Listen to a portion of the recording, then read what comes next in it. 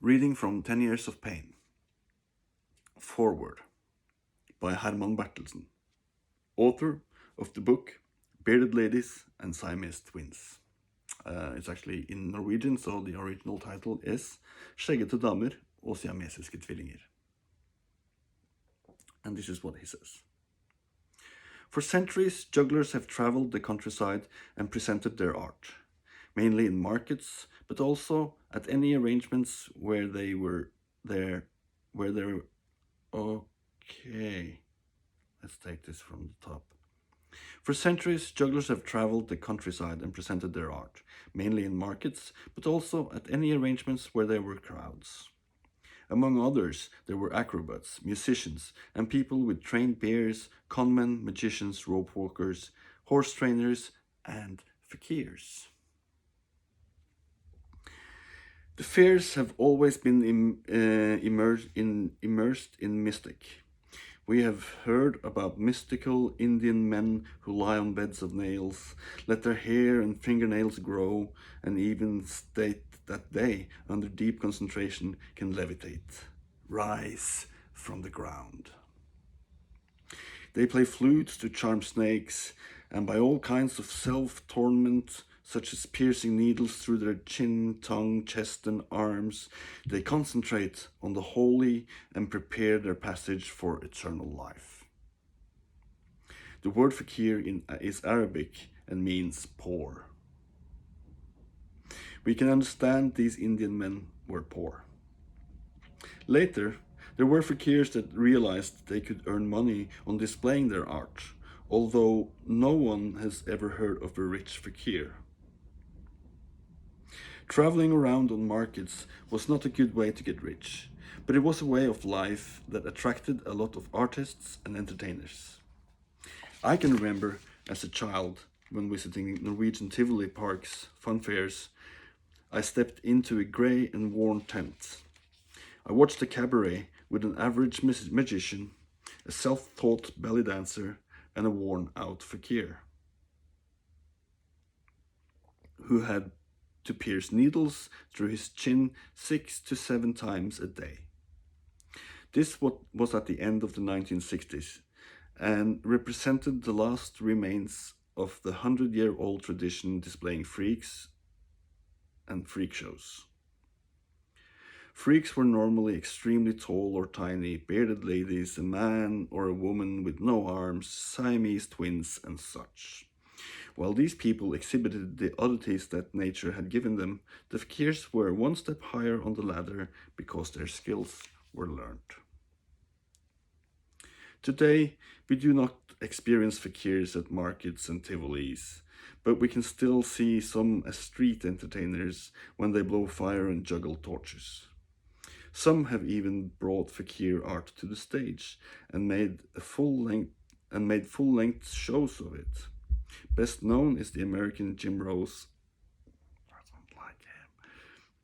But he has chosen a vulgar form, which I cannot say is anything more than street artistry put on stage. However, there are groups which approach the artistic in their form of expression. The first time I experienced Pain Solution was in the Norwegian contemporary circus performance Ringen by Circus Santi in 2001. Here, the fakir arts were placed within an artistic frame, and the members of the group were excellent actors.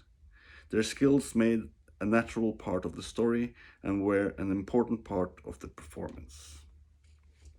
In February, 1 year later, we could experience the leader of Pain Solution, Hovefjell, at the high tower of art, Kunstnernes Hus, the House of Artists in Oslo, where he, among other things, stitched his hand to his face and suspended himself from the ceiling on large fishhooks in the flesh of his back.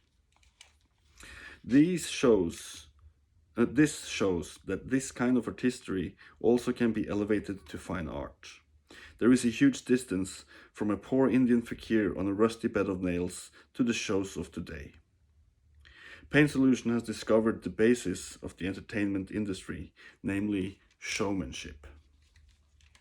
It is not only what you do, but also how you present it that is important. One should be both an actor and a good artist, and never forget one's audience.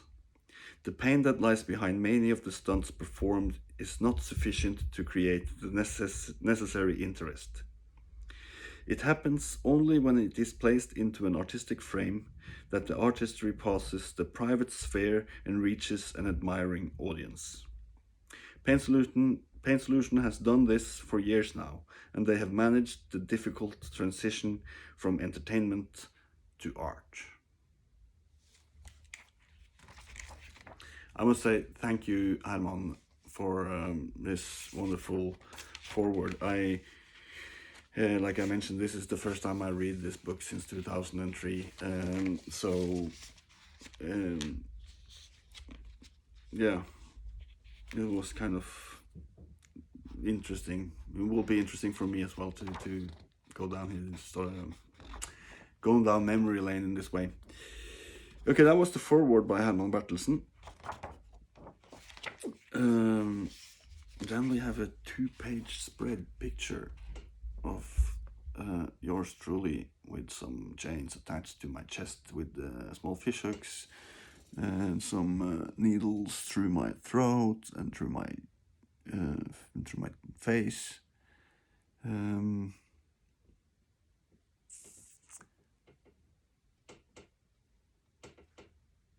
Yeah, so I'm gonna try and also show you the pictures as we go here. Let's get to chapter 1, Pre-Pain Solution. It is hard to say when I actually started to develop my path in life. Somehow it seems like accidents in my childhood blurred into unconscious play with knives and needles in my teens, and by the time I reached 20, I recognized that I have a special talent and began to develop my skill in a conscious way. As a child, I was accident prone. I was always falling off my bike, tripping over and cutting myself whenever I had a knife in my hands. I never ceased to play with fire whenever I had a chance to get close to one, even if I always got burnt. I do not remember too much of my childhood, but I do recall that my fascination for indigenous cultures and their bodily adornments started at a young age. As I grew, so did my interests in rituals and body art. As a teenager, it felt natural to adorn my body with scars. As I got more aware of the possibilities, I began collecting tattoos and piercings. There were no piercing studios in Norway at the time, so I had to discover how to make the holes in my body on my own. My early experiments with pain were mainly cutting myself, but I would also burn myself and stick needles into my body. The aim was to see how much pain I could inflict on myself, how far I could go, and how much I could handle. Each time I would try to aim a bit higher, cut a bit deeper, burn a bit longer, or push more needles into my legs. Of course, no one around me would understand why I did these things to myself, and I could not explain. This led me to do my business in private and try to hide the results from family and friends. Then again, just quickly showing a picture here.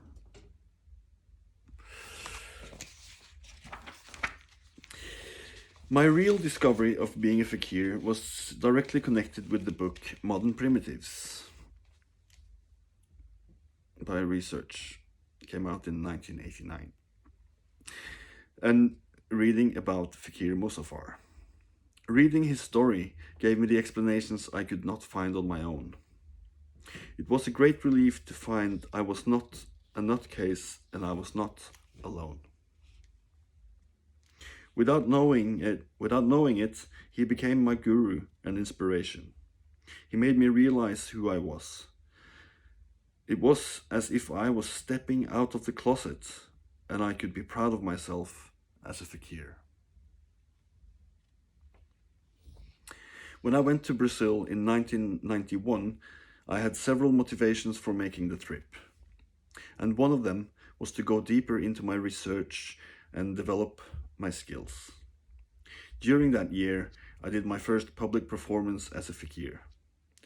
Several of my new friends in Brasilia were curious and encouraged me to do a performance at Teatro Garagem, the garage theater, a local theater with a broad cultural profile.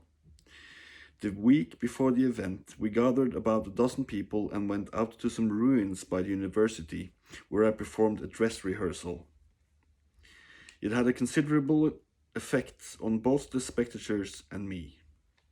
This was the first time ever that I had an audience, and it was the first time they had ever seen someone hanging weights off their nipples and piercing needles through their face and forearm. That was all I did. 1 week later, on the big night, the atmosphere was not as good as it had been at the ruins. When I started my performance, there were a couple of hundred people watching, but during the first 5 minutes, the crowd was reduced to less than 10. Everyone else left, throwing comments like, "Disgusting! Sick! Pervert! Ugly!" and worse. It was a horrible experience. The rest of the night, I hid.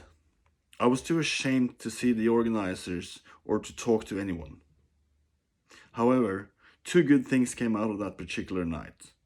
That night, my girlfriend, Monica, conceived our first son, Kai. In addition, I learned an important lesson about performing in public. It is not what you do, but how you present it that matters. And as a little digression, of course, it was my first performance. I had no performance skill, no presentation skill. I can assure you, it was a terrible performance. It took a while before I performed on stage again, and the next time I was back in Oslo, it took a while before I performed on stage again, and the next time I did was back in Oslo. A good friend, Jan, who had attended the circus school in France, came back to Oslo about the same time as I returned from Brazil. Together with two other friends, Eirik and Claudio, both jugglers, we put on a show in our local pub. The show we did was anything but pretentious, and most of the audience were our friends.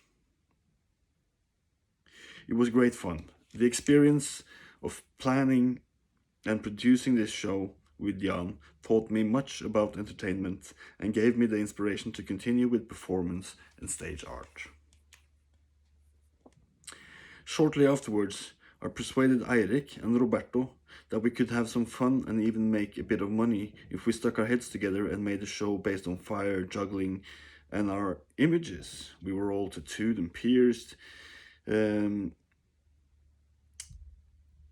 was convinced we could get something going. We spent hours blowing and eating fire in our backyard and practicing juggling. In the beginning, we did some chaotic shows at beach parties and performed with bands. Gradually, I added some of my other material, such as padlocks sewn onto my chest, to our fire shows. After some time performing with for the band, we figured after some time performing with the band, we figured it should be the other way around. We should have a band play music to our shows.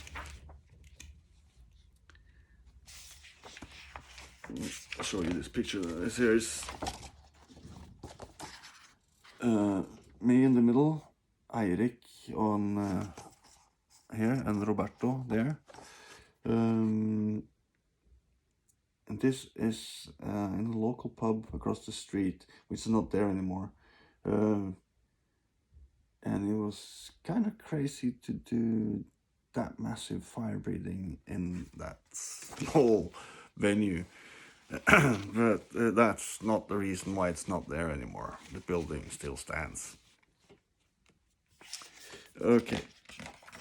Eirik dropped out on us quite soon, so Roberto and I started to look around for musicians that were willing to join us.